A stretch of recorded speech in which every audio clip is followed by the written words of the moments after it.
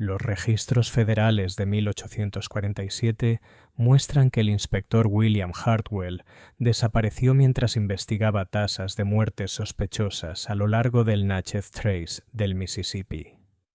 Su último telegrama enviado desde Natchez el 15 de octubre informaba haber encontrado brutalidades sistemáticas más allá de la documentación en 7 plantaciones, propiedad de las familias más ricas del distrito. Lo que las autoridades descubrieron 3 semanas después, cuando finalmente localizaron su carruaje abandonado cerca de la mansión Orvin, expondría la conspiración más perturbadora en la historia del sur anterior a la guerra. Durante más de 8 años, una sociedad secreta de damas de plantaciones había estado operando lo que ellas llamaban intercambios correccionales, una red que les permitía compartir hombres esclavizados entre propiedades para castigos cada vez más sádicos. La evidencia era tan horripilante que el gobernador Albert Gallatin Brown ordenó sellar toda la documentación y durante más de 150 años, la verdad sobre el distrito de Natchez permaneció enterrada en archivos gubernamentales. El número de muertos superó los 200 hombres. Sus cuerpos encontrados en tumbas sin nombre, dispersas por 7 propiedades, cada uno con evidencias de tortura sistemática que desafiaban la comprensión contemporánea de la crueldad humana. Antes de continuar con la historia de la investigación del inspector Hartwell y lo que descubrió en esas grandes mansiones a lo largo del río Mississippi, asegúrate de suscribirte a nuestro canal y activar la campanita de notificaciones para que nunca te pierdas nuestros oscuros misterios históricos. Y cuéntanos en los comentarios desde qué estado nos escuchas. Nos encanta saber de nuestros espectadores de todo el país. El otoño de 1847 cambiaría para siempre cómo entendemos las crueldades ocultas de la esclavitud en la región más rica de Estados Unidos, revelando profundidades de depravación humana que desafían la creencia incluso hoy. El distrito de Natchez en 1847 representaba la cima de la riqueza y el poder sureños. Un tramo de 30 millas a lo largo de la orilla oriental del río Mississippi, donde el algodón valía literalmente más que el oro. Esta región ostentaba más millonarios per cápita que cualquier otro lugar de Estados Unidos, con propietarios individuales de plantaciones controlando fortunas que superaban a ciudades enteras del norte. Grandes mansiones como Auburn, Melrose y Stanton Hall dominaban paisajes de interminables campos de algodón. Sus columnas de estilo neoclásico griego y jardines cuidados ocultaban realidades brutales que sostenían semejante opulencia imposible. El propio clima parecía diseñado para amplificar el sufrimiento humano. Los veranos en Mississippi alcanzaban temperaturas brutales que podían matar a un trabajador en horas, mientras que los inviernos traían una humedad helada que penetraba en los endebles alojamientos de los esclavos como dedos de hielo. El musgo español que colgaba de los antiguos robles creaba una atmósfera de crepúsculo perpetuo, amortiguando los sonidos y proyectando sombras extrañas que hacían que incluso las horas de luz diurna parecieran ominosas. El río Mississippi, marrón por los sedimentos y traicionero con corrientes ocultas, había cobrado innumerables vidas a lo largo de las décadas, convirtiéndolo en un lugar ideal para deshacerse de evidencia inconveniente. En el centro de este mundo estaban 7 familias cuyos nombres imponían respeto absoluto en todo el sur. Los Vandenberg de la plantación Elmwood, los Dabney de la finca Riverside, los Pembroke de Magnolia Grove, los Vanderhost de Cedar Hill, los Fairfax de Willowmere, los Hawthorne de Oakwood Manor y los Belmont-Tessy de la plantación Roseland. Estas familias se habían casado entre sí durante generaciones, creando una aristocracia aislada que se consideraba por encima tanto de la ley como del escrutinio moral. Su riqueza derivaba no solo del algodón, sino también de inversiones estratégicas en compañías de barcos de vapor, bancos de Nueva Orleans y molinos textiles del norte que procesaban sus materias primas. Las mujeres de estas familias, Charlotte Vandenberg, Elena Dabney, Victoria Pembroke, Constance van der Horst, Isabella Fairfax, Henrietta Hawthorne y Lucinda Belmonte, habían crecido juntas en un mundo refinado de privilegio absoluto. Asistieron a las mismas escuelas de formación en Charleston y Savannah, leyeron los mismos textos de filosofía europea y compartieron el mismo sentido de superioridad intelectual sobre todos los que consideraban por debajo de su posición.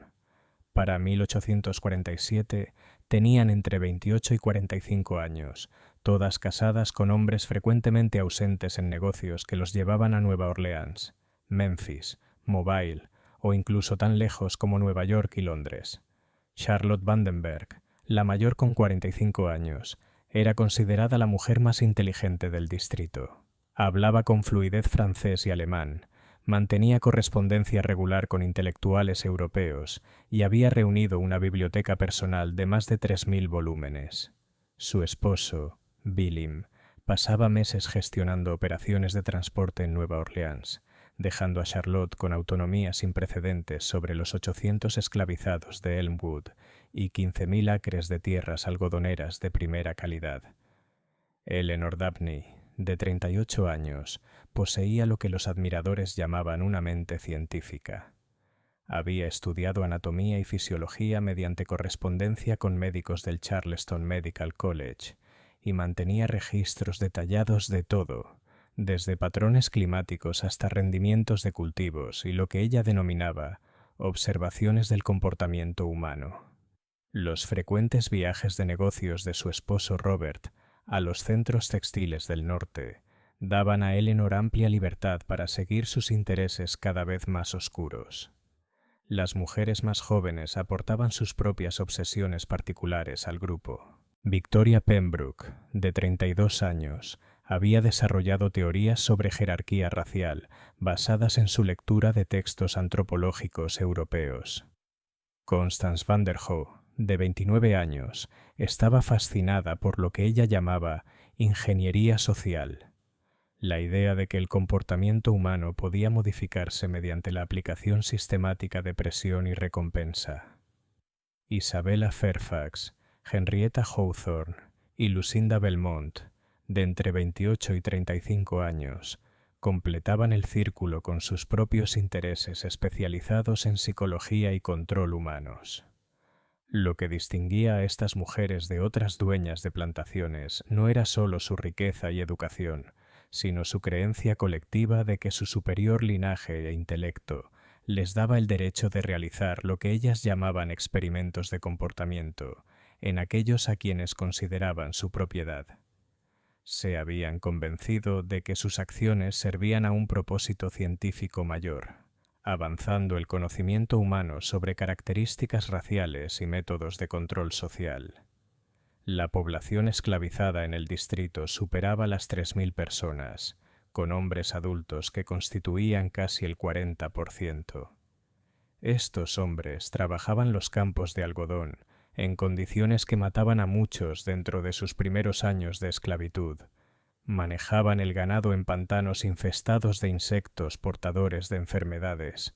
Operaban molinos y desmotadoras peligrosas, donde con frecuencia se perdían extremidades en la maquinaria, y mantenían las grandes propiedades que generaban millones en ingresos anuales.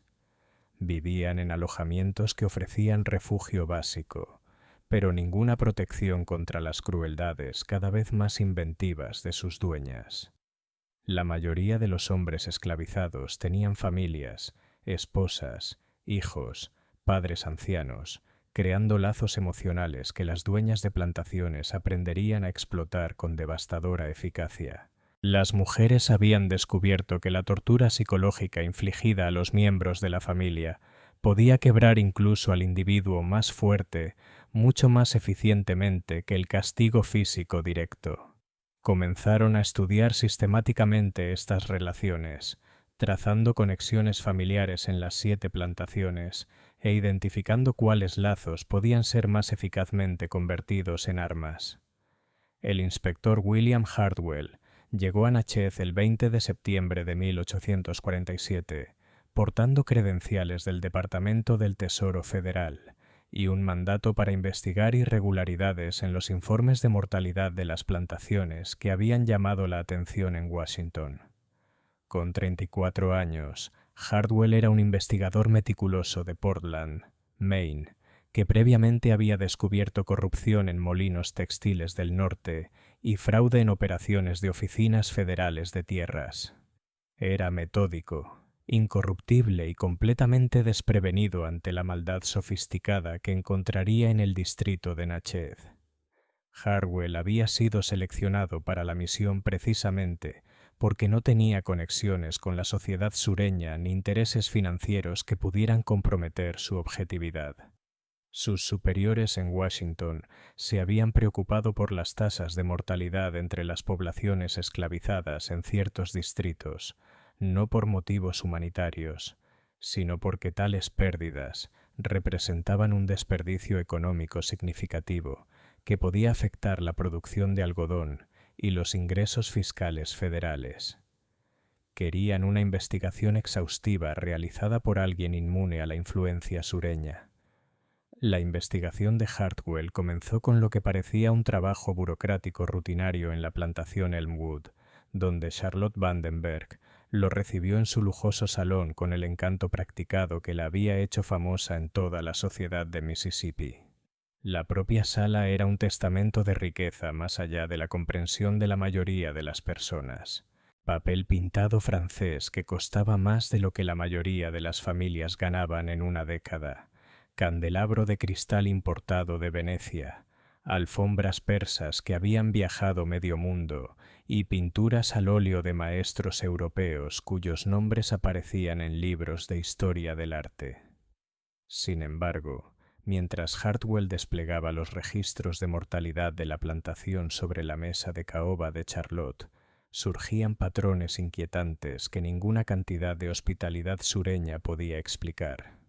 En los últimos 18 meses, 15 hombres esclavizados de entre 20 y 35 años habían muerto por lo que los registros meticulosamente guardados clasificaban como enfermedad repentina, accidente durante el trabajo de campo, lesión por caída, fallo cardíaco o intento de escape. La tasa de mortalidad entre este grupo específico era casi el triple del promedio del distrito e incluso superaba las notorias tasas de mortalidad de las plantaciones azucareras del Caribe. Lo que hacía el patrón aún más sospechoso era el momento. Las muertes ocurrían en grupos con múltiples fallecimientos registrados en pocos días, seguidos de periodos de varias semanas con tasas de mortalidad normales. Cuando Hartwell cruzó estas fechas con los registros de envíos, descubrió que coincidían con las llegadas y salidas de barcos de vapor que viajaban regularmente entre los embarcaderos de las 7 plantaciones, sugiriendo algún tipo de actividad coordinada. Cuando Hartwell solicitó examinar los cuerpos o entrevistar testigos de estas muertes, el comportamiento de Charlotte cambió con una sutileza pero con una amenaza inconfundible. Su sonrisa nunca vaciló, pero su voz adquirió un filo que habría helado a un observador más experimentado de la sociedad sureña. «Inspector», dijo ajustándose los guantes de seda con deliberada precisión. Seguramente un caballero de su obvio refinamiento entiende que ciertos asuntos de disciplina en la plantación requieren discreción. Estas desafortunadas almas murieron porque no pudieron adaptarse al orden civilizado que proporcionamos aquí. Sus naturalezas primitivas simplemente no pudieron resistir las exigencias del trabajo productivo. Quizás su valioso tiempo estaría mejor empleado examinando nuestros excelentes rendimientos de algodón y los considerables ingresos fiscales que generamos para el gobierno federal. Pero Hartwell poseía la persistencia obstinada que lo convertía en un investigador eficaz, y la evidente evasividad de Charlotte solo fortaleció su determinación. Cuando insistió en recorrer los alojamientos de los esclavos, la resistencia de Charlotte se volvió más explícita. Alegó que varios edificios estaban en reparación tras daños por tormenta, que otros albergaban 6 esclavos que podrían contaminar a un visitante, y que los alojamientos restantes no le dirían nada útil sobre los hombres fallecidos que habían vivido allí. Finalmente, bajo la amenaza de una citación federal, Charlotte aceptó a regañadientes acompañarlo en una inspección limitada de las instalaciones de la plantación. Lo que Hartwell encontró en los alojamientos de los esclavos desafiaba toda explicación y ponía en cuestión todo lo que creía saber sobre las operaciones de plantación. Múltiples edificios mostraban signos de construcción y modificación recientes. Puertas reforzadas con pesados cerrojos exteriores que solo podían operarse desde fuera, ventanas equipadas con barrotes de hierro que bloqueaban tanto la fuga como los gritos de auxilio, y paredes revestidas con lo que parecía ser insonorización hecha de capas de musgo español, arcilla y gruesa madera. Cuando Hartwell preguntó por el propósito de estas modificaciones, Charlotte afirmó que eran cuartos de castigo para esclavos incorregibles que requerían un manejo especial. Explicó que algunas personas esclavizadas eran naturalmente violentas y requerían un confinamiento seguro para proteger a otros trabajadores y garantizar la seguridad de la plantación. Su explicación podría haber sido plausible de no ser por la sofisticación de las modificaciones y el gasto obvio involucrado en su construcción. Las propias personas esclavizadas presentaban un enigma aún más inquietante. Hombres que deberían haber estado en su plenitud física se movían con evidente incomodidad y dolor. Sus ojos se movían nerviosamente cada vez que Charlotte aparecía. Evitaban todo contacto visual tanto con Charlotte como con Hartwell, respondiendo a las preguntas con susurros apenas audibles y terror evidente. Varios tenían cicatrices visibles que parecían inconsistentes con el trabajo normal de la plantación, marcas precisas que sugerían infligimiento deliberado más que lesión accidental. Lo más inquietante era su estado psicológico. Eran hombres que deberían haber poseído el orgullo y la rebeldía naturales que los propietarios de plantaciones luchaban constantemente por suprimir. En cambio, mostraban la actitud quebrada de individuos que habían experimentado horrores que destruían su sentido fundamental de sí mismos. Se movían como sombras, hablaban como perros golpeados y parecían haber perdido algo esencial que los hacía plenamente humanos. Una anciana esclavizada llamada Celia, cuando creyó que Charlotte estaba fuera del alcance del oído, susurró a Hartwell con urgente desesperación: «Se llevan a los jóvenes fuertes a las otras casas. Inspector, señor, se van caminando erguidos como hombres, pero regresan. Regresan diferentes, cambiados, como si algo dentro de ellos se hubiera roto y nunca pudiera repararse». Antes de que Hartwell pudiera pedir aclaración, Charlotte apareció a su lado con la amenaza silenciosa de un depredador. «Celia», dijo con una voz como miel envenenada, «creo que tienes trabajo que atender en la cocina. El inspector Hartwell seguramente no necesita escuchar los desvaríos confusos de una anciana cuya mente ya no es lo que era». El terror que cruzó el rostro de Celia mientras se apresuraba a irse convenció a Hartwell de que había tropezado con algo mucho más siniestro que la disciplina rutinaria de plantación. La anciana había estado tratando de advertirle sobre algo, y la intervención de Charlotte sugería que tales advertencias eran tanto peligrosas como necesarias. Esa noche, cenando solo en la posada de Natchez, mientras revisaba sus notas, Hartwell recibió un visitante inesperado que le daría la primera clave para entender la conspiración que estaba investigando. Un hombre negro libre, bien vestido, llamado Samuel Fletcher, que trabajaba como carpintero especializado en todo el distrito, se acercó a su mesa con la intensidad nerviosa de alguien que arriesga su vida para entregar información crucial. Samuel Fletcher era un individuo notable, un hombre libre de color que había ganado su libertad gracias a su habilidad artesanal y a una navegación cuidadosa de las jerarquías raciales del sur. A los 42 años, había construido muebles y elementos arquitectónicos para algunas de las mejores casas de Mississippi, Luisiana y Alabama. Su reputación de discreción y calidad en el trabajo le había dado acceso a lugares y conversaciones que habrían sido imposibles para la mayoría de la gente de su raza. «Inspector», dijo Fletcher en voz baja, mirando alrededor del comedor casi vacío. «Hay cosas que necesita saber sobre estas plantaciones, cosas que ocurren cuando la gente decente duerme y el trabajo del diablo puede hacerse en la oscuridad». Durante la siguiente hora, Fletcher reveló información que transformó la investigación de Hartwell de una simple consulta de mortalidad en algo parecido a una investigación criminal. Explicó que había sido contratado para construir habitaciones y muebles especiales en varias casas de plantaciones durante los últimos 3 años, instalaciones con especificaciones tan inusuales que le habían preocupado la conciencia desde el principio. «Querían cámaras de las que ningún sonido pudiera escapar», explicó Fletcher, su voz apenas un susurro. «Pisos de piedra con sistemas de drenaje como los que encontrarías en una carnicería. Paredes revestidas con acolchado de cuero lo bastante grueso para amortiguar cualquier ruido y muebles cuyo propósito no podía entender correctamente. Mesas con sujeciones, sillas con mecanismos para inmovilizar a un hombre, dispositivos que parecían sacados de una cámara de tortura medieval». Los proyectos de construcción habían obligado a Fletcher a trabajar estrechamente con capataces y sirvientes de la casa que habían presenciado cosas que tenían prohibido discutir.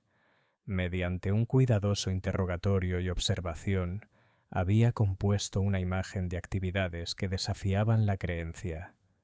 Las damas de las plantaciones no estaban simplemente castigando esclavos desobedientes, estaban realizando experimentos sistemáticos en la degradación humana.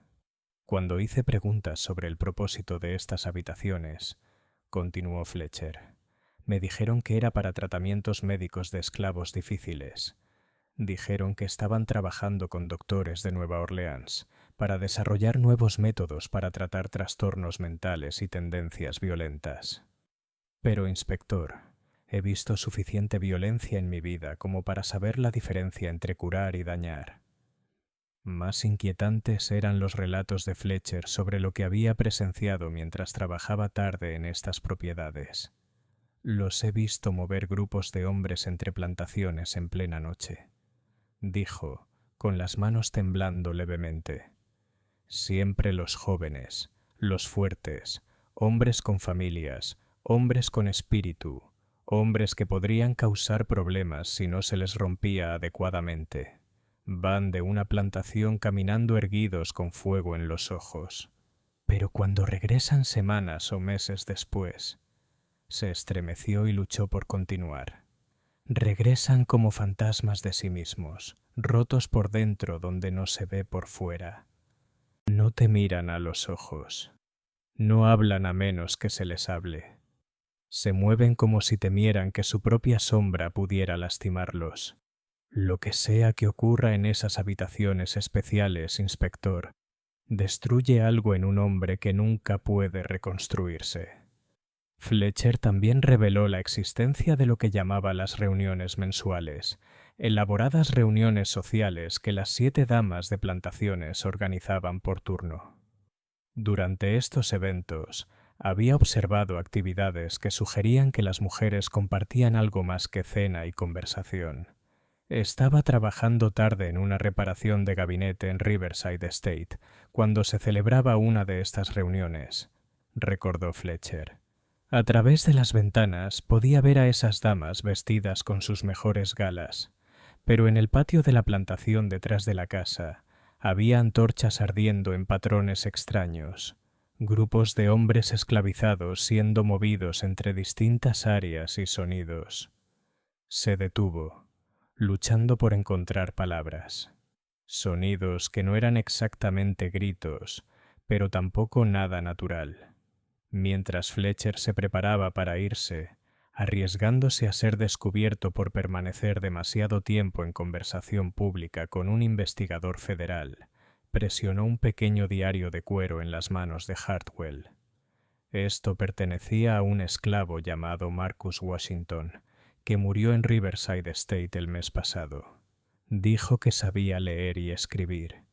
Lo aprendió en secreto de una sirvienta de la casa que había sido enseñada por los hijos de su ama.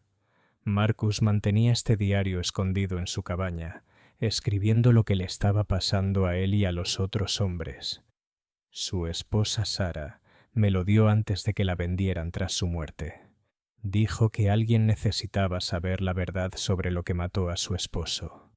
Esa noche, a la luz de las velas en su habitación del hotel, Hartwell abrió el diario de Marcus Washington y comenzó a entender el verdadero alcance de la conspiración que estaba investigando. Las entradas, escritas con una mano cuidadosa y educada, detallaban experiencias que desafiaban la comprensión humana y revelaban la naturaleza sistemática de las crueldades infligidas.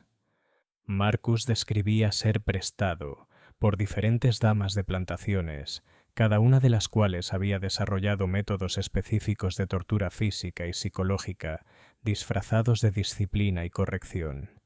Escribía sobre ser obligado a ver sufrir a otros hombres, sobre ser sometido a experimentos médicos que no tenían ningún propósito curativo, y sobre un esfuerzo deliberado y sistemático para destruir las mentes y espíritus de los hombres esclavizados mediante aplicaciones cada vez más creativas de dolor, miedo y desesperación. Una entrada, fechada apenas 2 semanas antes de la muerte de Marcus, resultaba particularmente escalofriante. La señorita Eleyanena me trajo de vuelta para ver lo que ella llamaba su experimento de lealtad con Samuel Robinson. Tenía a la esposa de Samuel, Mary, y a su pequeño hijo Thomas, atados donde Samuel podía verlos desde donde él estaba encadenado a esa mesa especial que ella había mandado construir. Luego comenzó a lastimar a Mary, mientras le hacía a Samuel preguntas sobre si amaba más a su familia que el miedo que le tenía a su ama. Cada vez que Samuel decía que amaba a su familia, ella lastimaba peor a Mary. Cada vez que decía que temía más a su ama, ella lastimaba al niño. Samuel era un hombre fuerte, inspector señor, el hombre más fuerte de la plantación antes de que esto sucediera. Pero después de 3 horas viendo a su esposa e hijo sufrir por sus respuestas, Samuel simplemente se quebró por completo. Empezó a decir que no amaba a nadie, que no le importaba a nadie, que solo quería que el dolor parara. La señorita Eleyanena lo escribía todo en su libro, cronometrando todo con su reloj de bolsillo, midiéndolo como si fuéramos animales en algún experimento terrible.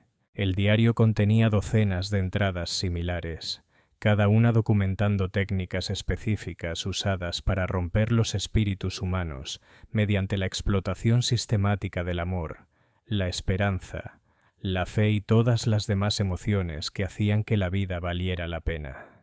La investigación de Hartwell se profundizó en las semanas siguientes, revelando una conspiración que se había desarrollado durante casi una década, con la precisión metódica de un esfuerzo científico. Mediante un examen cuidadoso de registros de envíos, transacciones bancarias, correspondencia personal y testimonios de negros libres como Fletcher, comenzó a reconstruir los orígenes y la evolución de lo que las mujeres llamaban en privado su círculo correccional. El arreglo había comenzado con una inocencia engañosa en 1839, cuando Charlotte Vandenberg y Eleanor Dabney descubrieron que compartían frustraciones similares sobre la gestión de grandes poblaciones esclavizadas. Ambas mujeres habían sido educadas en la exclusiva Madame Talbandy's School for Young Ladies de Charleston, donde habían estudiado las últimas teorías europeas sobre comportamiento humano, control social y lo que los intelectuales contemporáneos llamaban la ciencia de la gestión racial. Comenzaron a intercambiar correspondencia regularmente sobre sus experiencias, compartiendo inicialmente la sabiduría convencional sobre el mantenimiento de la disciplina en las plantaciones. La correspondencia temprana, que Hartwell obtuvo más tarde mediante órdenes federales de incautación, revelaba una fascinación creciente por los aspectos psicológicos del control que rápidamente iba más allá de la gestión estándar de la plantación. Cartas de 1840 discutían medidas disciplinarias tradicionales, reducción de raciones de comida, asignaciones de trabajo extra, confinamiento temporal en celdas de castigo, azotes públicos diseñados para disuadir a otros esclavos de infracciones similares. Pero para 1841, sus intercambios habían tomado un giro claramente más oscuro, que revelaba la arrogancia intelectual que sustentaba su crueldad. Charlotte escribió en una carta fechada el 15 de marzo de 1841: «Mi querida Eleanor, me encuentro cada vez más frustrada por las limitaciones de los métodos de castigo tradicionales. Estas criaturas parecen adaptarse al malestar físico con una inquietante resistencia, y los efectos de la disciplina estándar se desvanecen en semanas. Creo que estamos abordando este problema desde una perspectiva insuficientemente sofisticada. Estas no son meramente cuerpos que requieren corrección, sino mentes que deben ser debidamente moldeadas. Quizás deberíamos enfocarnos no en su comportamiento, sino en los pensamientos y sentimientos fundamentales que impulsan dicho comportamiento». La respuesta de Eleanor, fechada el 3 de abril de 1841, introdujo el concepto que se convertiría en la base de su conspiración. «Charlotte, tus ideas se alinean perfectamente con mis propias observaciones. He estado leyendo los últimos trabajos europeos sobre psicología humana e ingeniería social, y creo que hemos estado pensando demasiado estrechamente acerca de nuestras responsabilidades como damas de plantaciones. Poseemos oportunidades únicas para avanzar el conocimiento humano mientras resolvemos nuestros problemas prácticos. Quizás podríamos beneficiarnos compartiendo nuestros casos más difíciles entre plantaciones, traslados temporales que nos permitan aplicar diferentes métodos al mismo sujeto. Lo que falla bajo un enfoque podría tener un éxito brillante bajo otro». Este concepto de intercambios experimentales atrajo gradualmente a otras damas de plantaciones, a medida que Charlotte y Eleanor compartían sus teorías en desarrollo a través de las extensas redes sociales que conectaban a las familias adineradas del sur. Victoria Pembroke se unió a la conspiración a fines de 1841, después de que la prolongada ausencia de su esposo por negocios la dejara lidiando con lo que percibía como una creciente insubordinación entre sus esclavos varones. Su correspondencia revelaba a una mujer que buscaba desesperadamente demostrar su igualdad intelectual con los hombres, dominando lo que consideraba el desafío supremo: la dominación completa de otros seres humanos. Constance van der Horst se involucró a través de su estrecha amistad con Victoria, atraída por lo que describía en cartas como el desafío intelectual de comprender la mente negra y las posibilidades científicas de la modificación del comportamiento. Había leído extensamente la literatura médica europea sobre enfermedades mentales y creía que las mismas técnicas usadas para tratar la locura podían aplicarse a lo que ella consideraba la rebeldía inherente de las personas esclavizadas. Isabella Fairfax, Henrietta Hawthorne y Lucinda Belmont completaron el círculo para 1843, cada una aportando sus propias obsesiones y métodos al arreglo. Isabella estaba fascinada por lo que llamaba ingeniería de lealtad, técnicas para destruir vínculos emocionales existentes y reemplazarlos con devoción absoluta hacia los amos.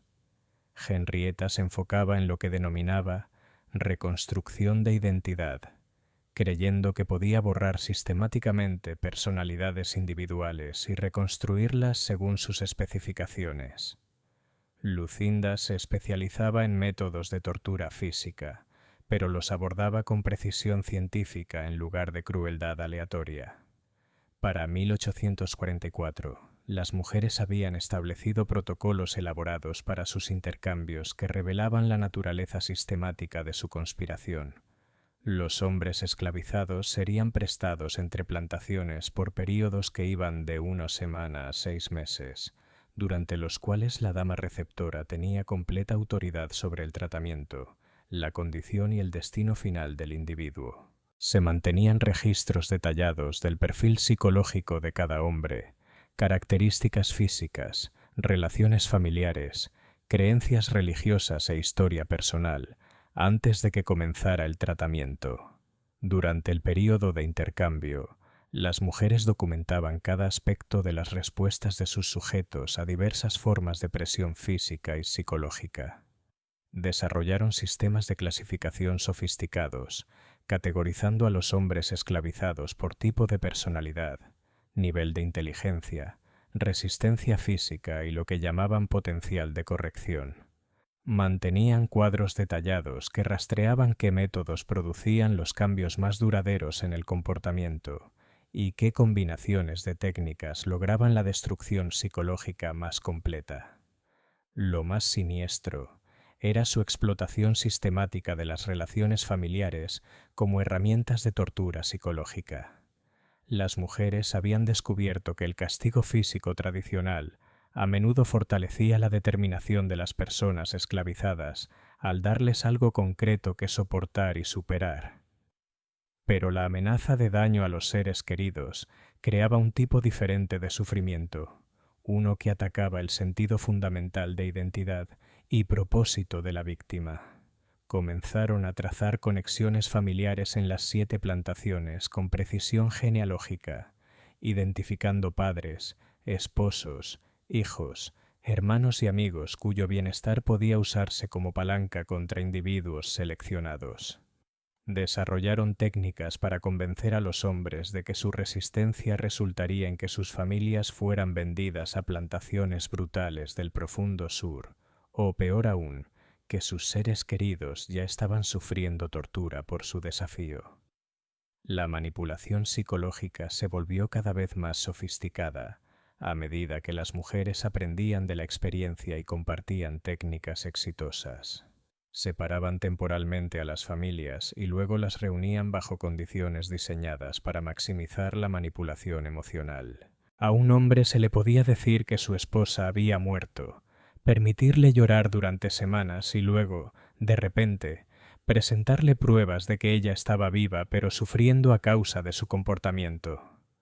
Para 1845, las mujeres habían construido las instalaciones especializadas que Fletcher había descrito, cámaras diseñadas específicamente para la experimentación humana, disfrazadas como castigo. Cada plantación contenía ahora lo que ellas eufemísticamente llamaban instalaciones correccionales, habitaciones insonorizadas equipadas con sujeciones, mobiliario especializado, áreas de observación y estaciones detalladas de registro, donde las damas podían monitorear y documentar las respuestas de sus sujetos a diversos tratamientos. El aspecto más perturbador de los descubrimientos de Hardwell era la meticulosa documentación que las mujeres mantenían. Llevaban diarios detallados de cada sesión con bocetos anatómicos, mediciones precisas, observaciones clínicas y análisis teóricos. Estos registros revelaban un esfuerzo sistemático por comprender las condiciones exactas bajo las cuales la dignidad humana podía ser destruida y reconstruida según sus especificaciones. Registraban tiempos precisos para las rupturas psicológicas, medían las respuestas físicas a distintos tipos de dolor, documentaban qué amenazas eran más efectivas contra diferentes tipos de personalidad y mantenían cuadros detallados que mostraban la correlación entre varios métodos de tratamiento y cambios conductuales a largo plazo. Abordaban la destrucción de seres humanos con la misma precisión metódica que otros podrían aplicar a la cría de ganado o al desarrollo de nuevas técnicas agrícolas. El doctor Edmund Carey, un médico de Nueva Orleans que había sido llamado para tratar emergencias médicas en varias plantaciones del distrito, proporcionó a Hardwell contexto adicional que confirmaba la naturaleza sistemática de la conspiración. Hablando confidencialmente en su oficina con vista al barrio francés, El doctor Kerry describió haber sido llamado para examinar esclavos que habían sufrido lo que las damas describían como accidentes disciplinarios o complicaciones de tratamiento médico. «Inspector», dijo el doctor Kerry, con las manos temblando levemente mientras se servía un vaso de bourbon. «En 23 años de practicar medicina en Luisiana y Mississippi, nunca he encontrado nada parecido a la crueldad sistemática que estas mujeres han ideado. Las lesiones que observé no eran resultado de ira ni de pérdida de control. Mostraban evidencia de planificación cuidadosa, ejecución precisa y observación científica». El doctor reveló que varias de las mujeres le habían solicitado consultas detalladas sobre anatomía humana, tolerancia al dolor, trastornos psicológicos y tiempos de recuperación de varios tipos de trauma. Afirmaban estar desarrollando mejores métodos para tratar la enfermedad mental y las tendencias violentas entre su población esclavizada. Pero las preguntas que hacían revelaban intereses que nada tenían que ver con la curación. Querían saber exactamente cuántos daños físicos podía soportar un cuerpo humano sin discapacidad permanente, explicó el doctor Kerry. Preguntaban sobre técnicas para infligir el máximo dolor sin causar lesiones visibles, métodos para inducir parálisis o ceguera temporales y drogas que pudieran afectar la memoria o la personalidad. Cuando expresé preocupación sobre el propósito de tales preguntas, me aseguraron que estaban trabajando con otros médicos para desarrollar enfoques más humanos para la disciplina en la plantación. Las mujeres también habían encargado dibujos anatómicos detallados, textos médicos sobre trastornos mentales e incluso mantenían correspondencia con médicos en Europa sobre las últimas teorías en psicología humana y modificación del comportamiento. Estaban construyendo una biblioteca integral de información sobre vulnerabilidad humana, todo disfrazado como investigación médica y científica legítima. Quizás lo más inquietante fue la revelación del Dr. K de que le habían pedido certificar muertes que sospechaba eran en realidad asesinatos. «En al menos 6 ocasiones», dijo, «me llamaron para examinar esclavos que supuestamente habían muerto por causas naturales, insuficiencia cardíaca, derrame cerebral, enfermedad repentina, pero cuyos cuerpos mostraban sutiles signos de daño deliberado. Cuando cuestioné estos diagnósticos, me dijeron que la disciplina en la plantación a veces producía complicaciones inesperadas y que mi función era proporcionar documentación oficial, no realizar investigaciones criminales». El testimonio del doctor revelaba que la conspiración se extendía más allá de las 7 familias centrales para incluir a funcionarios locales, médicos, capataces y otros profesionales que o bien eran cómplices de los crímenes o estaban intimidados para guardar silencio. Las mujeres habían creado una red de corrupción que protegía sus actividades y aseguraba que las pruebas de sus crímenes fueran suprimidas o destruidas. A medida que avanzaba octubre, la investigación de Hartwell descubría pruebas cada vez más perturbadoras de las actividades del círculo correccional y su enfoque sistemático hacia lo que consideraban gestión humana avanzada. Su gran avance llegó cuando obtuvo acceso a la biblioteca personal de Magnolia Grove, donde Victoria Pembroke había reunido lo que quizá era la colección más completa de libros sobre psicología humana, experimentación médica y modificación del comportamiento de todo el sur. La biblioteca en sí era impresionante. Más de 800 volúmenes alojados en estanterías de nogal hechas a medida que llegaban del suelo al techo. Pero el contenido era lo que hizo que la sangre de Hartwell se enfriara. Victoria había adquirido sistemáticamente obras sobre anatomía humana, trastornos psicológicos, técnicas de tortura de diversos períodos históricos, métodos de interrogatorio militar y las últimas teorías europeas sobre características raciales y control social. Había mantenido correspondencia con autores, médicos e investigadores de Europa y América, construyendo una red de contactos que compartían su interés por la experimentación humana. Entre estos volúmenes, cuidadosamente escondidos detrás de falsos fondos en varias estanterías. Hartwell descubrió diarios detallados que databan de 1841 y que documentaban el verdadero alcance de las actividades de las mujeres. Estos diarios, escritos con la letra precisa de Victoria y con el desapego clínico de una científica, revelaban su enfoque sistemático hacia lo que llamaban gestión avanzada de plantación y modificación del comportamiento humano. Los diarios contenían estudios de caso detallados de hombres esclavizados individuales, completos con evaluaciones psicológicas antes y después, exámenes físicos, mapas de relaciones familiares y documentación paso a paso de las técnicas utilizadas para lograr lo que Victoria llamaba reconstrucción completa de la personalidad. Cada caso estaba numerado y referenciado con entradas similares en los registros de las otras mujeres, creando una base de datos integral de experimentación humana. El estudio de caso número 23, fechado el 15 de marzo de 1844, proporcionaba una visión escalofriante de su metodología. Sujeto: Thomas Jennings, 26 años, adquirido de la plantación Elmwood. Evaluación inicial revela patrones típicos de resistencia encubierta. Mantiene contacto visual directo con figuras de autoridad. Desafío sutil en postura y movimiento. Intenta consolar a otros sujetos durante el período de observación preliminar. Fuertes lazos familiares identificados. Esposa Sara, 24 años. Hijos Marcus, 6 años. Y Elizabeth, 4 años.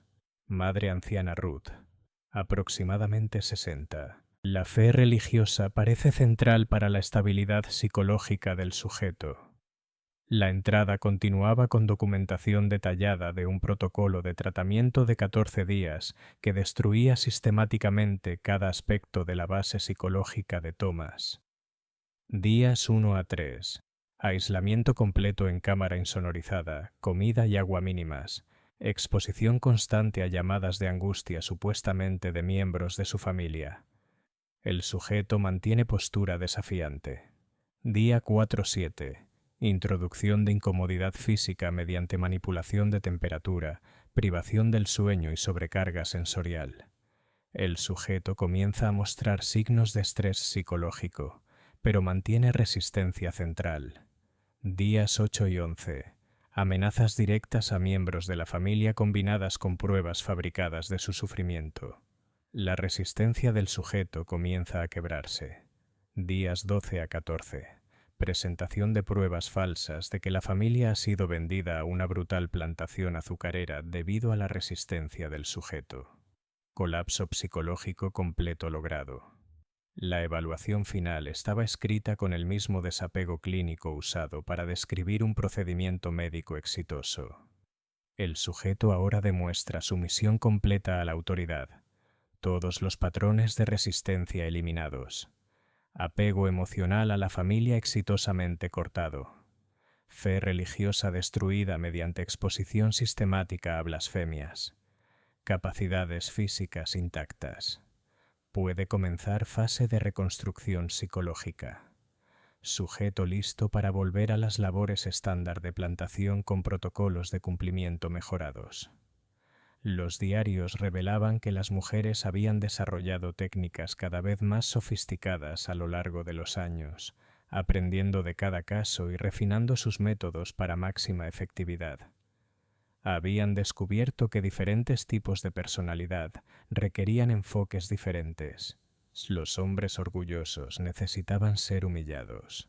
Los hombres religiosos necesitaban que su fe fuera destruida. Los hombres orientados a la familia necesitaban creer que sus seres queridos sufrían por su resistencia.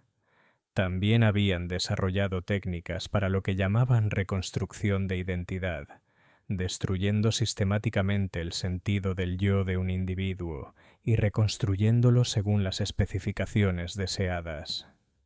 El proceso implicaba aislamiento completo durante períodos prolongados, presión psicológica constante, confusión deliberada entre realidad y fantasía, y reintroducción gradual del contacto humano, solo a cambio de obediencia absoluta y adopción de nuevas identidades.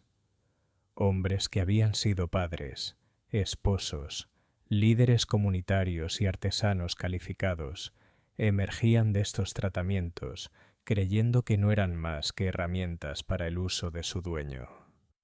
No tenían memoria de sus vidas anteriores, ni conexiones emocionales con otras personas, ni deseos más allá de servir los deseos de su amo.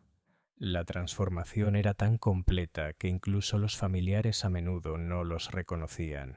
La investigación de Hardwell también reveló las dimensiones económicas de las actividades del círculo correccional.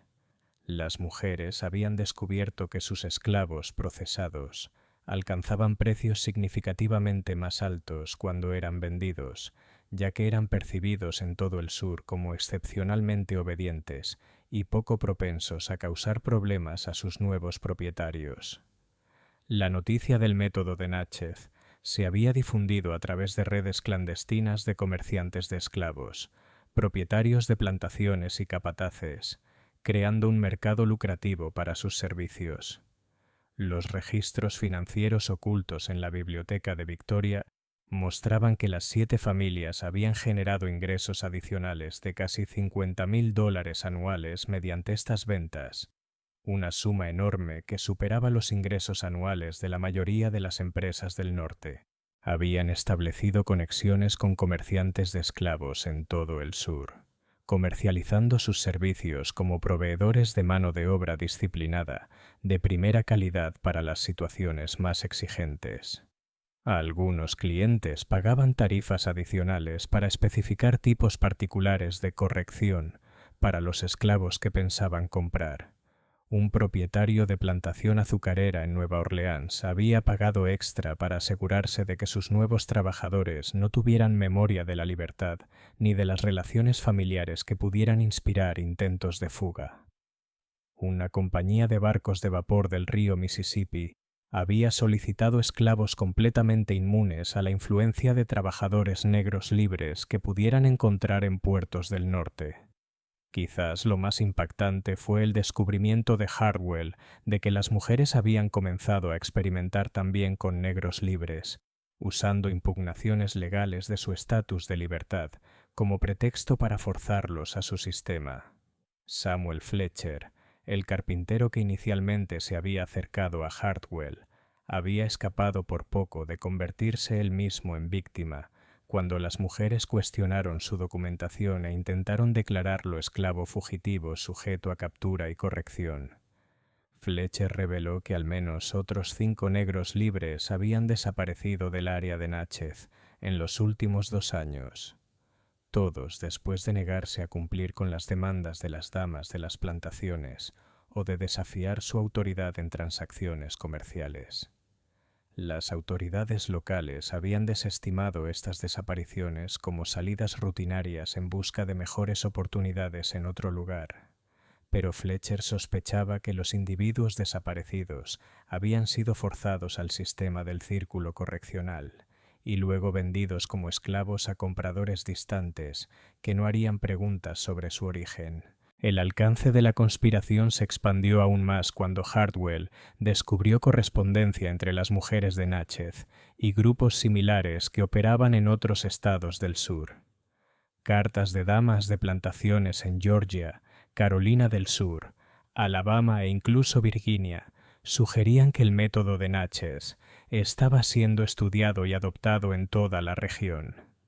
Las mujeres habían comenzado a organizar lo que llamaban seminarios educativos, enseñando a otros propietarios de esclavos sus técnicas para la modificación avanzada del comportamiento.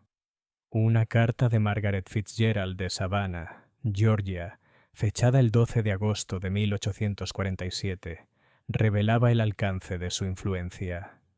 Querida Charlotte, no puedo expresar adecuadamente mi gratitud por la instrucción que me diste durante mi reciente visita a Natchez. Las técnicas que demostraste han resultado notablemente efectivas con nuestros casos más difíciles, Hemos procesado con éxito a 12 sujetos usando tus métodos con éxito completo en 11 casos. Estoy particularmente impresionada con tu innovación de usar la separación familiar como herramienta principal en lugar de meramente una amenaza. Ahora estamos planeando ampliar nuestras instalaciones y agradeceríamos una consulta adicional sobre la construcción adecuada de cámaras insonorizadas y mobiliario especializado. Las mujeres no estaban simplemente operando una conspiración local. Estaban desarrollando y difundiendo técnicas para la destrucción sistemática de seres humanos en todo el sur esclavista. Se veían a sí mismas como pioneras en una nueva ciencia de control social y estaban trabajando activamente para asegurar que sus métodos sobrevivieran y se difundieran mucho después de su propia muerte. Lo más perturbador de todo era la evidencia que sugería que intelectuales y políticos sureños prominentes estaban al tanto y apoyaban sus actividades. Cartas de profesores universitarios, facultad de escuelas de medicina y funcionarios del gobierno elogiaban las contribuciones de las mujeres al avance del conocimiento sobre las características raciales y el orden social adecuado. Algunos corresponsales sugerían que sus métodos podían aplicarse para controlar a otras poblaciones inferiores, más allá de los negros esclavizados, incluidos blancos pobres, inmigrantes y nativos americanos. El círculo correccional representaba algo más que actividad criminal aislada de propietarios de plantaciones adinerados. Era parte de un esfuerzo más amplio para desarrollar métodos científicos para mantener jerarquías sociales mediante la destrucción sistemática de la dignidad y la identidad humanas. Las mujeres de Natchez no actuaban solas. Formaban parte de una red creciente de intelectuales sureños que creían que su superior linaje y educación les daba derecho a experimentar con aquellos que consideraban racial y socialmente inferiores. Para mediados de octubre, Hartwell se dio cuenta de que su investigación no había pasado desapercibida para las 7 damas de plantaciones y que estaban tomando medidas cada vez más agresivas para proteger su conspiración de ser expuesta. Las señales de vigilancia comenzaron de manera sutil. El personal del hotel que antes había sido servicial se volvió evasivo e inútil. Los funcionarios locales que inicialmente habían cooperado con sus solicitudes, de repente afirmaban estar demasiado ocupados para ayudar a las investigaciones federales, y varios testigos potenciales que habían aceptado reunirse con él simplemente desaparecieron sin explicación. La escalada se volvió inconfundible el 10 de octubre, cuando Hartwell regresó a su habitación de hotel y descubrió que sus pertenencias habían sido cuidadosamente registradas durante su ausencia. Nada faltaba, pero sus papeles habían sido examinados y reorganizados de maneras que dejaban claro que alguien había pasado un tiempo considerable revisando su documentación. Más ominosamente, se había dejado una nota en su almohada, escrita con elegante caligrafía femenina. Inspector, algunos misterios es mejor dejarlos sin resolver. Considere su salud y la de su familia en Maine. La amenaza fue entregada con la refinada cortesía que caracterizaba a la sociedad aristocrática sureña, pero su significado era inconfundible. Las mujeres sabían acerca de su esposa Marta y de sus 2 hijos pequeños en Portland. Tenían los recursos y las conexiones para llegar más allá de Mississippi si era necesario para proteger sus intereses. Hartwell se dio cuenta de que su investigación había evolucionado de una indagación burocrática a un juego mortal, donde las apuestas incluían no solo su propia vida, sino la seguridad de todos los que amaba. La tensión se intensificó dramáticamente el 12 de octubre, cuando Hartwell intentó realizar una inspección no anunciada de las instalaciones especializadas en la plantación Cedar Hill. Esperaba sorprender a los Vanderhoost desprevenidos y quizá observar pruebas que no pudieran ocultarse ni explicarse. En cambio, encontró que Constance Vanderhoost lo estaba esperando, acompañada por su capataz, 2 guardias armados y un hombre que se presentó como su esposo, recién regresado de Nueva Orleans. «Inspector Hartwell», dijo Constance con una formalidad fría que contrastaba fuertemente con la cálida hospitalidad que había recibido durante sus visitas iniciales. Me temo que han habido un serio malentendido sobre el alcance de su autoridad aquí. Mi esposo quisiera discutir ciertas cuestiones legales sobre la jurisdicción federal sobre la propiedad privada y los asuntos internos de la plantación. Pero Hartwell sabía que el esposo de Constance seguía en Nueva Orleans realizando negocios con barcos de vapor. Lo había confirmado esa misma mañana mediante comunicaciones telegráficas con las compañías navieras. El hombre que estaba a su lado era un impostor, o alguien interpretando un papel en un elaborado engaño. La realización reveló que las mujeres ahora coordinaban activamente su respuesta a su investigación con sofisticada precisión.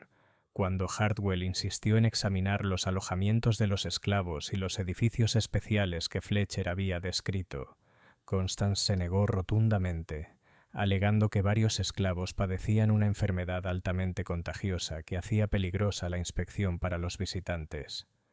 Presentó lo que parecía ser un certificado médico de un médico de Nueva Orleans, confirmando el brote y recomendando procedimientos de cuarentena. El documento estaba expertamente falsificado, pero pequeños detalles revelaron su naturaleza fraudulenta al ojo entrenado del investigador federal. El papel era demasiado nuevo, la tinta demasiado fresca, y la firma del médico sospechosamente similar a muestras de escritura que había visto en la correspondencia de las damas de plantaciones. No solo estaban ocultando pruebas, estaban fabricando documentación falsa para obstruir su investigación.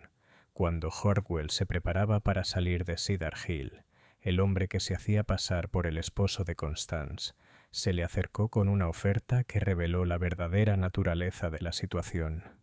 «Inspector», dijo con una voz que transmitía la autoridad de una considerable riqueza y conexiones políticas. «Quizá podamos resolver este asunto de manera eficiente. Entiendo que los investigadores federales a menudo están mal compensados por su valioso trabajo. Un hombre de su evidente inteligencia y discreción podría descubrir que ciertas oportunidades de consultoría podrían resultar muy lucrativas. El soborno fue ofrecido con la confianza de quienes ya habían corrompido funcionarios federales antes. Cuando Hartwell se negó con firmeza, el comportamiento del hombre cambió a abierta hostilidad. «Muy bien, inspector, pero entienda que su continua interferencia con los derechos de propiedad privada y las operaciones comerciales legítimas no será tolerada indefinidamente. Esta región tiene maneras de tratar con agitadores externos que exceden su autoridad». Esa noche, Hartwell recibió una invitación a cenar de Charlotte Vandenberg, supuestamente para discutir sus hallazgos en un ambiente social y quizá llegar a algún acuerdo que satisfaciera los requisitos federales respetando las costumbres locales. Contra su mejor juicio, pero con la esperanza de reunir pruebas adicionales y quizá identificar a otros participantes en la conspiración, aceptó la invitación para cenar en la plantación Elmwood. La cena resultó ser una elaborada operación de guerra psicológica diseñada para evaluar el conocimiento de Hartwell, determinar sus vulnerabilidades y lanzar amenazas con la sofisticada crueldad que caracterizaba todo lo que hacían las mujeres. Las 7 damas estaban presentes junto con sus capataces, varios funcionarios locales a los que Hartwell reconoció como financieramente dependientes de las familias de las plantaciones, y un puñado de hombres que se presentaron como empresarios visitantes, pero que se comportaban con la alerta disciplinada de ejecutores profesionales. La conversación comenzó con discusiones aparentemente inocentes sobre política del norte, condiciones económicas y desarrollos sociales. Pero Hartwell se dio cuenta rápidamente de que las mujeres sondeaban información sobre su pasado, situación familiar, conexiones políticas y debilidades personales. Hicieron preguntas detalladas sobre la salud de su esposa, la educación de sus hijos, sus circunstancias financieras y sus ambiciones profesionales, con el pretexto de un interés social cortés. «Inspector Hartwell», dijo el Ellanena Dabney mientras servían el plato principal, Entendemos que ha estado haciendo preguntas sobre nuestros métodos de gestión de plantaciones. Quizá no aprecie plenamente las complejidades de mantener el orden entre poblaciones tan grandes de personas primitivas. Los métodos que empleamos pueden parecer duros para las sensibilidades del norte, pero son necesarios para mantener la paz y la prosperidad que beneficia a todos en nuestra región. Victoria Pembroke añadió con una sonrisa que nunca llegó a sus ojos. Hemos invertido considerable tiempo y recursos en desarrollar técnicas que son tanto efectivas como, en su modo, humanas. Seguramente entiende que algunas situaciones requieren enfoques especializados que quizá no sean apropiados para discutir en sociedad educada. El momento más escalofriante llegó cuando Isabella Fairfax se inclinó hacia adelante y habló en voz baja. Hemos oído que varios investigadores federales han visitado nuestra región a lo largo de los años. Inspector, la mayoría descubrió que sus preocupaciones iniciales carecían de fundamento. Normalmente concluyen su trabajo rápidamente y regresan al norte con informes que elogian nuestras operaciones eficientes y nuestras sustanciales contribuciones a la prosperidad nacional. Henrietta Hawthorne completó la amenaza observando con aparente indiferencia. El río Mississippi siempre ha sido peligroso para los viajeros que no conocen las condiciones locales. Accidentes de barcos de vapor, robos de piratas fluviales, enfermedades misteriosas contraídas en nuestro clima húmedo. Tantos incidentes desafortunados han ocurrido a visitantes de nuestra región a lo largo de los años. Lucinda Belmonte entregó la advertencia final con la crueldad practicada que la hacía particularmente efectiva en las operaciones del Círculo Correccional. Sinceramente esperamos, inspector, que complete su investigación con rapidez y presente un informe que refleje la verdadera naturaleza de nuestras operaciones. Odiaríamos que experimentara las mismas desgracias que han sufrido otros empleados federales que malinterpretaron su papel aquí. Al concluir la velada, Charlotte Vandenberg hizo una última declaración que no dejó dudas sobre las intenciones y capacidades de las mujeres. Inspector Hartwell, representamos familias que han moldeado el desarrollo económico y político de esta región durante generaciones. Nuestra influencia se extiende mucho más allá de Mississippi. Tenemos conexiones en Washington, Nueva York, Londres y París. Controlamos bancos, compañías navieras, periódicos y organizaciones políticas en todo el sur. Sería prudente que recordara que su autoridad aquí existe solo por nuestra tolerancia, y esa tolerancia tiene límites. Hartwell salió de la cena sabiendo que su vida estaba en peligro inmediato, pero también se dio cuenta de que las mujeres habían revelado inadvertidamente información crucial sobre el alcance de su conspiración y sus métodos de control. Su respuesta coordinada confirmaba que operaban como una empresa criminal organizada con recursos y conexiones que llegaban mucho más allá de la gestión local de plantaciones. La mañana siguiente trajo acontecimientos aún más inquietantes que transformaron la investigación en una carrera desesperada contra el tiempo. Samuel Fletcher no se presentó a una reunión programada en un lugar predeterminado, y las indagaciones en su residencia revelaron que había desaparecido durante la noche en circunstancias que sugerían secuestro, más que partida voluntaria. La esposa de Fletcher, Mary, estaba en un estado de terror casi completo cuando Hartwell habló con ella. Describió a hombres armados que habían rodeado su casa a medianoche. Exigieron saber qué información Samuel había compartido con el inspector federal, y luego se lo llevaron pese a sus protestas de que era un hombre libre con la documentación adecuada. Los hombres advirtieron a Mary que cualquier intento de contactar a las autoridades resultaría en la muerte inmediata de su esposo y en su propia esclavización. Me dijeron que Samuel ibas a aprender lo que les pasa a los que olvidan su lugar, dijo Mary entre lágrimas. Dijeron que ibas a aprender el respeto adecuado por las damas blancas y que, cuando terminaran con él, ya no causaría problemas a nadie. El secuestro de Fletcher, reveló que la conspiración se extendía más allá de las 7 familias centrales de plantaciones para incluir a las fuerzas del orden locales, jueces y otros funcionarios que o bien participaban en los crímenes o estaban demasiado intimidados para oponerse. Cuando Hartwell intentó presentar informes oficiales sobre la desaparición de Fletcher, le dijeron que los negros libres con frecuencia abandonaban el área sin aviso y que no se realizaría ninguna investigación sin pruebas claras de un delito. La investigación de Hartwell era ahora una carrera contra el tiempo y su propia supervivencia. Las mujeres claramente pretendían eliminar todas las pruebas de sus actividades, incluidos testigos, documentación y al propio inspector federal. Comenzó a hacer copias de todas sus pruebas y a organizarlas para enviarlas al norte a través de varios canales, con la esperanza de que al menos alguna documentación sobreviviera aunque él no lo hiciera. La escalada final llegó el 13 de octubre cuando Hartwell descubrió que sus comunicaciones telegráficas estaban siendo interceptadas y sus movimientos vigilados por una red de informantes en todo Natchez. Su habitación de hotel estaba bajo vigilancia constante. Sus comidas eran preparadas por personas leales a las familias de las plantaciones, e incluso sus conversaciones con otros huéspedes eran reportadas al liderazgo de la conspiración. Lo más ominoso era que comenzó a recibir información detallada sobre las actividades diarias de su familia en Portland, descripciones de las compras de su esposa, los horarios escolares de sus hijos y la rutina de su hogar que solo podían provenir de observación directa. Las mujeres no solo lo estaban amenazando, estaban demostrando su capacidad para llegar a su familia sin importar la distancia.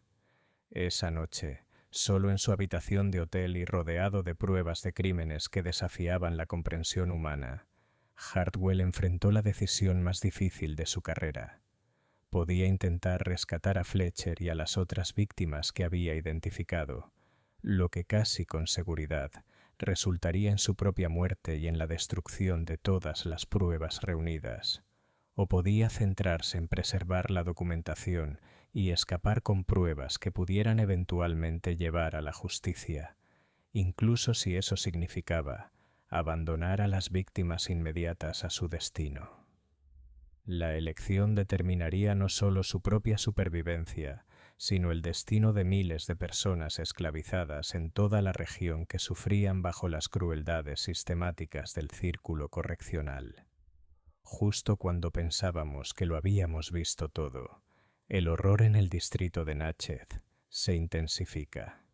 Si esta historia te da escalofríos, comparte este video con un amigo que ame los misterios oscuros. Dile like para apoyar nuestro contenido y no olvides suscribirte para no perderte historias como esta. Descubramos juntos qué sucede después. La confrontación que expondría todo el horror del círculo correccional comenzó la noche del 14 de octubre cuando Hartwell tomó la desesperada decisión de realizar una inspección encubierta de Riverside State durante una de las reuniones mensuales de las mujeres.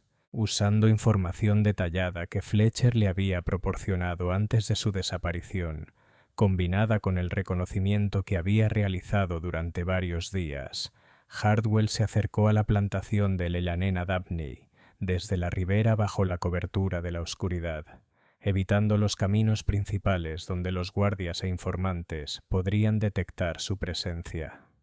El río Mississippi de noche era un paisaje de pesadilla de corrientes traicioneras, troncos ocultos y una oscuridad impenetrable interrumpida solo por antorchas ocasionales de barcos de vapor que pasaban. Hartwell avanzó por la orilla fangosa, luchando entre la densa vegetación y combatiendo enjambres de insectos que parecían sentir su miedo y desesperación. Los sonidos de la noche, búhos llamando como almas perdidas, chapoteo de criaturas invisibles en el agua oscura, el crujir del musgo español en árboles que parecían hombres ahorcados, creaban una atmósfera de temor que parecía anticipar los horrores que estaba a punto de presenciar. Al acercarse a los edificios de la plantación, la escena que emergió de la oscuridad desafiaba la credibilidad y lo perseguiría por el resto de su vida. El patio detrás de la casa principal estaba iluminado por docenas de antorchas dispuestas en patrones geométricos precisos que proyectaban sombras danzantes sobre lo que sólo podía describirse como una operación sistemática de tortura disfrazada de reunión social. Las 7 damas estaban presentes con sus mejores vestidos de noche, elaboradas creaciones de seda y satén, que valían más de lo que la mayoría de la gente ganaba en toda su vida, moviéndose entre diferentes estaciones donde se infligían diversas formas de tormento físico y psicológico a 12 hombres esclavizados. Las mujeres abordaban su trabajo con el desapego profesional de científicas realizando experimentos, tomando notas detalladas, discutiendo sus observaciones con colegas y ajustando ocasionalmente sus métodos en función de las respuestas que observaban. Eleyanena Dabney, actuando como anfitriona de las actividades de la noche, estaba demostrando lo que llamaba técnicas de presión graduada, utilizando un aparato sofisticado que permitía el control preciso de la cantidad de estrés físico aplicado a un cuerpo humano. El dispositivo, construido de madera pulida y accesorios de latón que sugerían un gasto y una artesanía considerables, mantenía a un hombre llamado Joseph en una posición que permitía la aplicación sistemática de presión a varias partes de su anatomía, mientras lo dejaba consciente y capaz de responder a preguntas. Señoras, explicaba Eleyanena a sus colegas mientras ajustaba el mecanismo. La clave de la modificación efectiva del comportamiento radica en entender la relación precisa entre la incomodidad física y la obediencia psicológica. Muy poca presión no produce un cambio duradero, mientras que demasiada presión resulta en inconsciencia o muerte antes de que se puedan recopilar datos útiles. El arte reside en mantener el nivel óptimo de estímulo para el máximo valor educativo. Mientras hablaba, documentaba cuidadosamente las respuestas de Joseph en un diario encuadernado en cuero, anotando la cantidad exacta de presión aplicada, la duración de cada aplicación y las reacciones verbales y físicas del sujeto. Consultaba periódicamente un reloj de bolsillo, cronometrando todo con precisión científica, mientras los gritos de Joseph proporcionaban una banda sonora horrenda a sus observaciones clínicas. Victoria Pembroke había establecido lo que denominaba una estación de disolución de lealtad, donde los hombres eran obligados a tomar decisiones imposibles entre su propio sufrimiento y el bienestar de sus familiares. Había organizado un escenario complejo en el que Marcus, un hombre que Hartwell reconocía de sus visitas previas a plantaciones, debía elegir entre soportar él mismo un tormento continuo o ver a su esposa Sarah y a su pequeño hijo sufrir un trato similar. El aspecto fascinante de este experimento, explicaba Victoria a Constance van der Horst, es observar el punto preciso en que los lazos familiares pueden romperse mediante presión psicológica sistemática.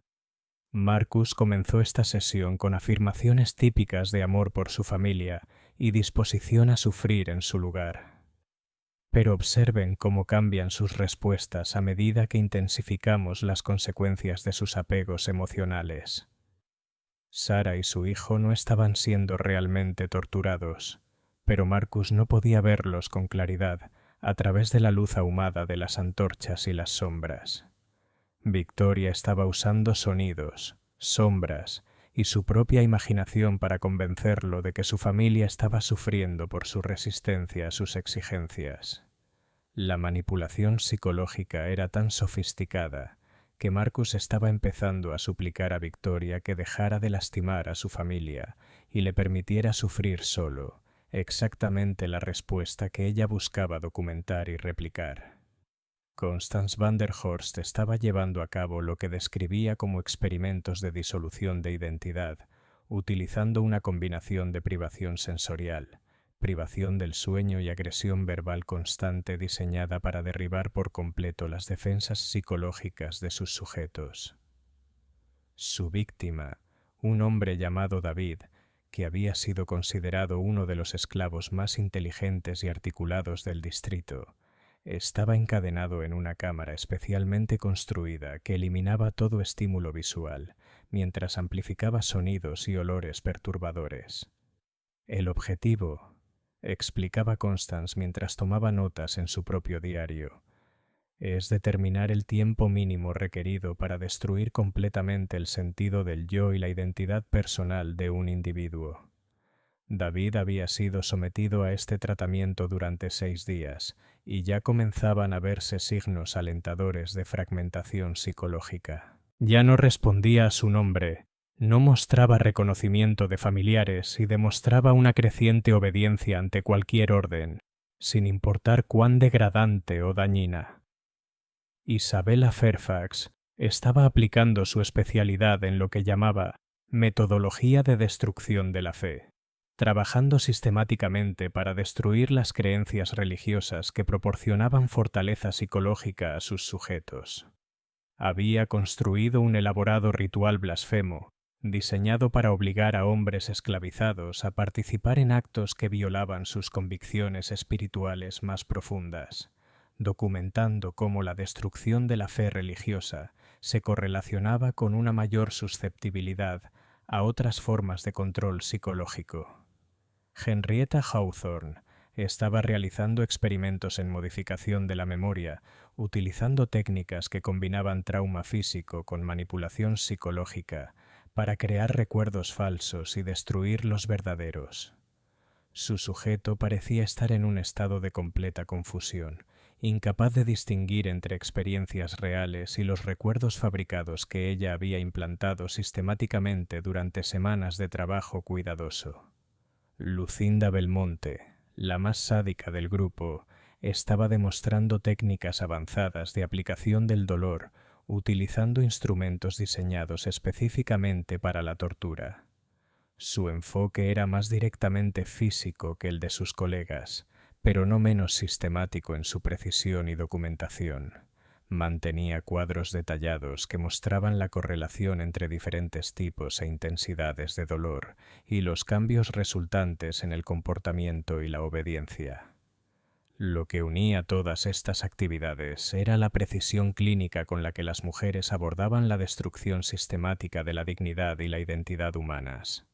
No actuaban por ira, pasión o pérdida de control. Estaban realizando experimentos científicos de degradación humana, buscando desarrollar métodos repetibles para transformar seres humanos independientes en herramientas completamente sumisas. Lo más perturbador era su evidente disfrute del proceso. Las mujeres reían y charlaban mientras trabajaban, felicitándose ocasionalmente por técnicas particularmente innovadoras o resultados impresionantes. Habían creado un sofisticado evento social alrededor de la crueldad sistemática, transformando la tortura en entretenimiento para su círculo exclusivo, mientras se convencían de que estaban avanzando el conocimiento humano. Las actividades de la noche estaban siendo documentadas no solo en diarios individuales, sino también mediante bocetos detallados, mediciones e incluso fotografías daguerrotipo que preservarían registros visuales de sus técnicas para referencia e instrucción futuras. Estaban construyendo un manual integral de destrucción humana que podría ser utilizado por futuras generaciones en todo el sur y más allá. A medida que avanzaba la noche, Hardwell presenció la llegada de Samuel Fletcher, apenas consciente y mostrando signos evidentes de haber soportado días de tortura desde su secuestro. Las mujeres recibieron su presencia con entusiasmo, ansiosas por demostrar sus técnicas en alguien que se había atrevido a ayudar a la investigación federal. El trato a Fletcher se realizaba con especial crueldad, como ejemplo para cualquier otro negro libre que pudiera considerar cooperar con las autoridades externas. La culminación de la noche llegó cuando las mujeres se reunieron para discutir sus resultados, planear futuros experimentos y coordinar la expansión de sus operaciones a otras regiones. Su conversación reveló el verdadero alcance de sus ambiciones y la naturaleza sistemática de su conspiración para desarrollar y difundir métodos de control, no solo sobre poblaciones esclavizadas, sino sobre cualquier grupo que consideraran inferior. Hemos demostrado sin lugar a dudas, anunció Eleyanena Dabney al grupo reunido, que la voluntad humana puede ser destruida sistemáticamente y reconstruida de acuerdo con nuestras especificaciones. Las técnicas que hemos desarrollado representan una revolución en el control social que se extiende mucho más allá de la gestión de plantaciones. Poseemos el conocimiento necesario para remodelar poblaciones enteras, eliminar la resistencia a la autoridad apropiada y crear jerarquías sociales estables basadas en la superioridad natural en lugar de la mera fuerza. Charlotte Vandenberg añadió con evidente orgullo: nuestro éxito aquí demuestra la superioridad intelectual de nuestra raza y clase. Hemos aplicado métodos científicos para resolver problemas fundamentales de organización social. Este conocimiento nos hace poderosas más allá de medida y nos posiciona para liderar el desarrollo de la civilización adecuada en toda América y más allá. Victoria Pembroke reveló el alcance de sus planes futuros. Hemos recibido consultas de propietarios de plantaciones en todo el sur, funcionarios militares interesados en controlar poblaciones capturadas e incluso industriales del norte, buscando métodos para gestionar trabajadores inmigrantes. Las aplicaciones de nuestras técnicas son prácticamente ilimitadas y las oportunidades financieras son extraordinarias. Mientras las mujeres se preparaban para concluir su reunión y volver a sus roles de respetables damas de plantaciones, Hartwell se dio cuenta de que planeaban eliminar todas las pruebas de sus actividades, incluidos los testigos restantes que podían testificar sobre sus crímenes. Varios de los hombres torturados mostraban signos de ser deliberadamente destruidos para evitar que sobrevivieran y contaran sus historias. Samuel Fletcher estaba entre los marcados para eliminación junto con otros negros libres que habían proporcionado información a la investigación federal. Las mujeres estaban eliminando metódicamente a cualquiera que pudiera exponer su conspiración mientras se preparaban para expandir sus operaciones en toda la región y más allá. Frente a esta revelación, Hartwell enfrentó una decisión imposible que determinaría no solo su propio destino, sino el de miles de víctimas actuales y futuras de las crueldades sistemáticas del círculo correccional. Hartwell tomó la agonizante decisión de escapar con sus pruebas en lugar de intentar un rescate inmediato que con toda seguridad resultaría en su muerte y en la destrucción de todas las pruebas de los crímenes de la conspiración.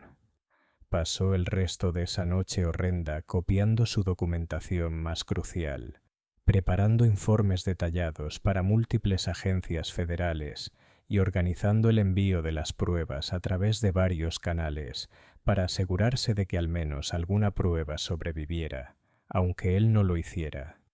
Su telegrama final enviado desde Natchez el 15 de octubre utilizando un sistema codificado que había desarrollado con sus superiores en Washington contenía un mensaje que eventualmente traería intervención federal.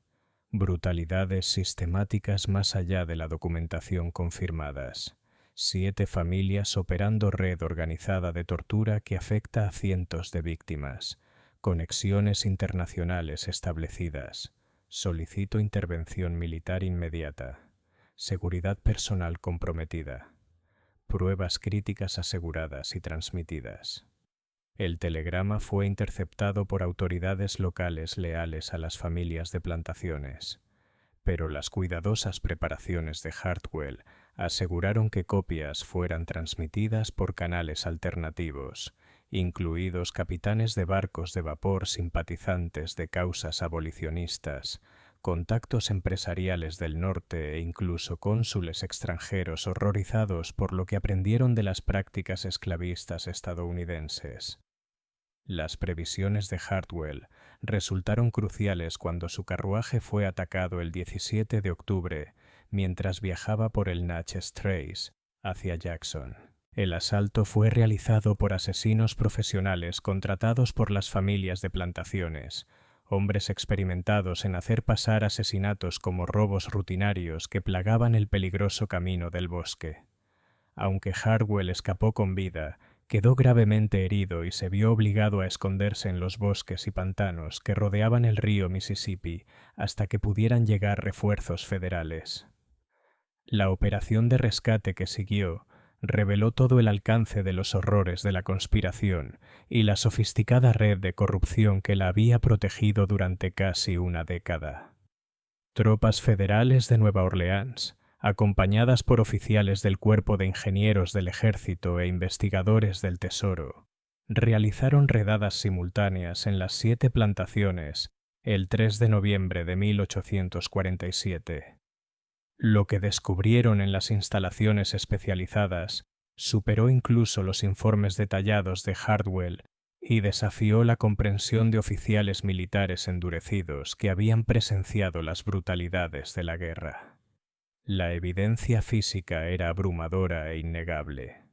Las cámaras de tortura contenían dispositivos de diseño sofisticado que revelaban tanto una considerable inversión financiera como un conocimiento detallado de la anatomía humana.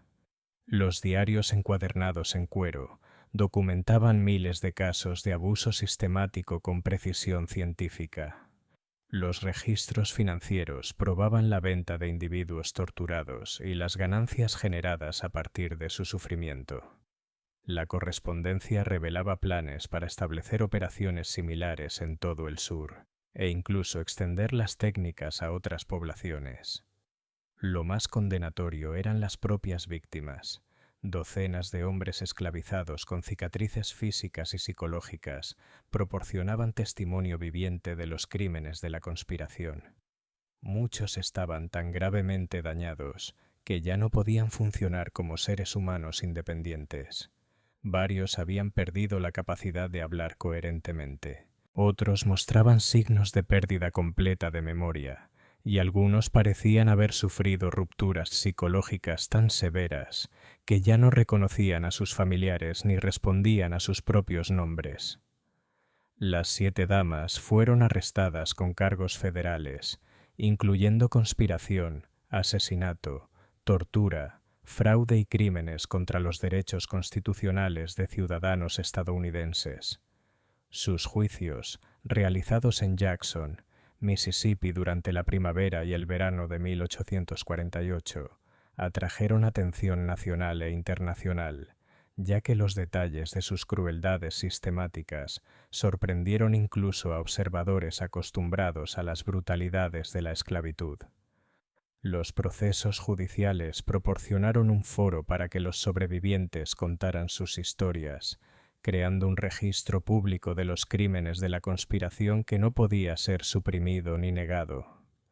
La viuda de Marcus Washington testificó sobre el diario de su esposo y la destrucción sistemática de su familia. Samuel Fletcher, permanentemente incapacitado por su calvario pero vivo, describió las técnicas de tortura y la red de corrupción que había protegido la conspiración. El Dr. Kerry proporcionó testimonio médico sobre la naturaleza sofisticada de las lesiones que había observado y tratado.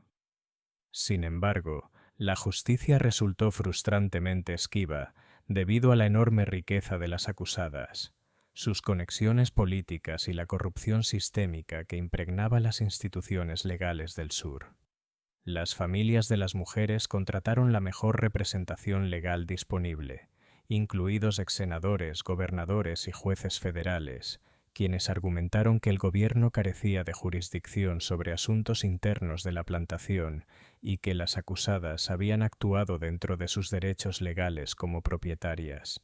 Más inquietante fue el apoyo que recibieron de prominentes intelectuales sureños, políticos e incluso algunos empresarios del norte, que argumentaban que sus métodos, aunque extremos, representaban enfoques innovadores de control social que podrían beneficiar a la sociedad.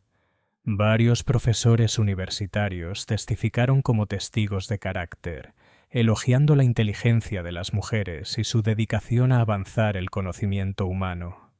Profesionales médicos describieron sus técnicas como contribuciones potencialmente valiosas para entender la enfermedad mental y los trastornos de conducta.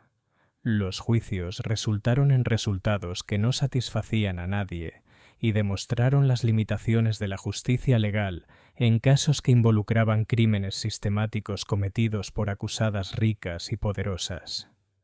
Charlotte Vandenberg y Eleyanena Dabney, identificadas como las líderes principales de la conspiración, recibieron sentencias de 20 años en prisión federal, pero solo cumplieron 7 años antes de recibir indultos presidenciales tras una intensa presión de líderes políticos del sur.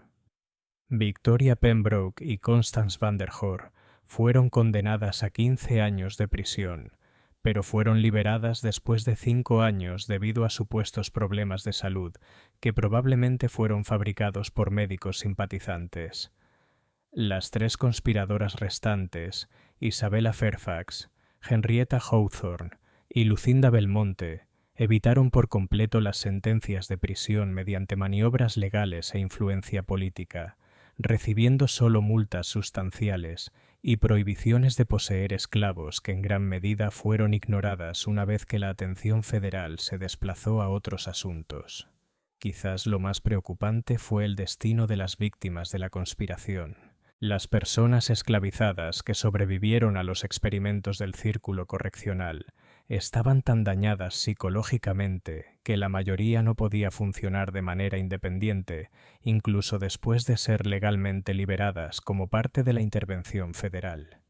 Muchas permanecieron en o cerca de las plantaciones donde habían sido torturadas, viviendo en condiciones apenas distinguibles de su esclavitud previa, porque carecían de la capacidad psicológica para imaginar o perseguir vidas alternativas. Las instalaciones especializadas de tortura fueron oficialmente ordenadas para su destrucción, pero varias fueron simplemente selladas y abandonadas en lugar de demolidas. Los rumores locales persistieron durante décadas sobre actividades continuadas en estos lugares, sugiriendo que los métodos de la conspiración y quizá algunos de sus participantes continuaron operando en secreto mucho tiempo después de la exposición y el enjuiciamiento oficiales. El inspector Hartwell nunca se recuperó completamente de sus experiencias en el distrito de Natchez. Las lesiones físicas del ataque en el Natchez Trace sanaron, pero el trauma psicológico de presenciar la destrucción sistemática de seres humanos lo acompañó por el resto de su vida. Renunció al servicio federal en 1849 y dedicó sus años restantes a documentar el caso, localizar otras víctimas e intentar evitar que se desarrollaran conspiraciones similares en otros lugares. Sus informes exhaustivos, inicialmente sellados por orden gubernamental por razones de seguridad nacional y seguridad pública, proporcionaron documentación detallada que más tarde usarían los investigadores para entender todo el alcance de la conspiración. Los informes no se desclasificaron hasta 1963, más de un siglo después de los eventos descritos. Y aún entonces, muchas secciones permanecieron redactadas para proteger información que los funcionarios consideraban demasiado sensible para su divulgación pública. La influencia del círculo correccional se extendió mucho más allá de sus víctimas inmediatas y del período anterior a la Guerra Civil.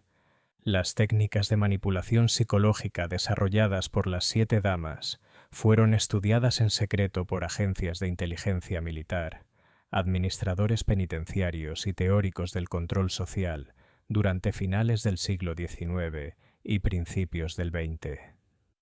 Elementos de sus métodos pueden rastrearse en varios programas gubernamentales y académicos diseñados para gestionar poblaciones difíciles, incluyendo internados para nativos americanos, centros de procesamiento de inmigrantes e incluso algunas técnicas modernas de interrogatorio.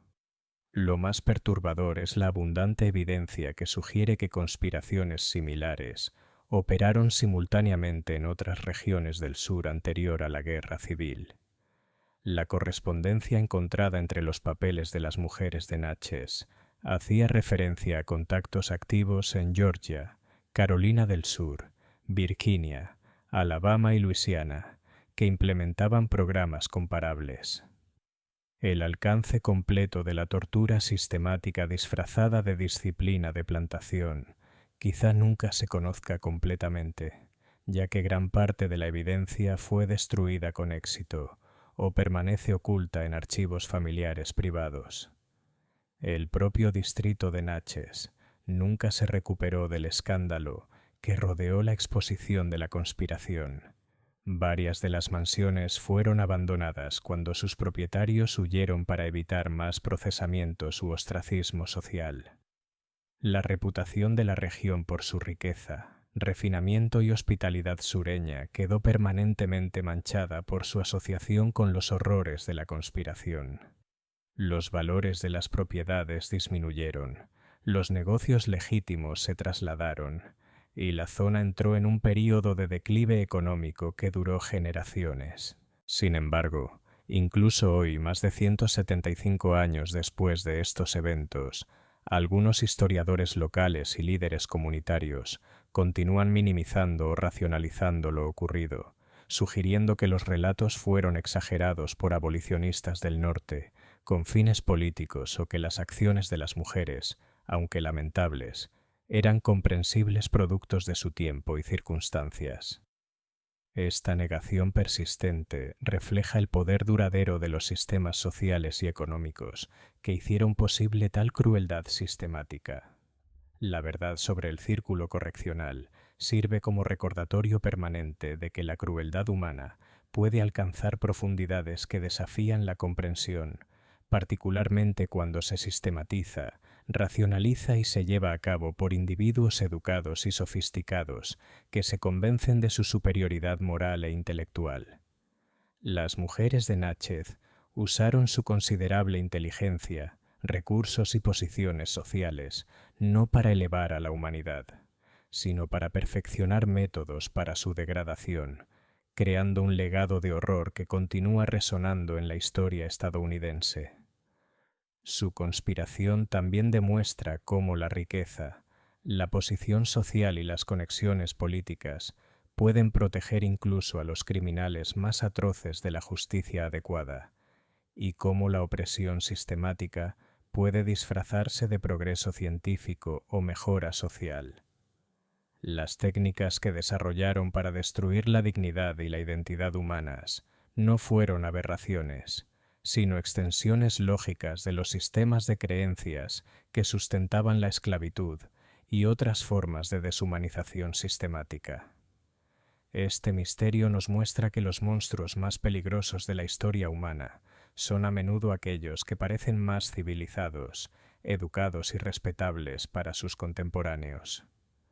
La capacidad para el mal existe no solo en individuos obviamente perturbados, sino en personas ordinarias que se convencen de que su estatus superior justifica tratar a otros como objetos de experimentación y explotación. ¿Qué piensas de esta historia? ¿Crees que todo fue revelado sobre la conspiración del distrito de Natchez, o podrían quedar otros secretos enterrados en esas grandes mansiones a lo largo del río Mississippi? ¿Podrían haber ocurrido crueldades sistemáticas similares en otras regiones sin ser nunca descubiertas o documentadas? Deja tu comentario abajo y comparte tus pensamientos sobre este capítulo oscuro de la historia estadounidense. Si te gustó este relato y quieres más historias de horror como esta, suscríbete, activa la campanita de notificaciones y compártelo con alguien que ame los misterios históricos oscuros. Nos vemos en el próximo video.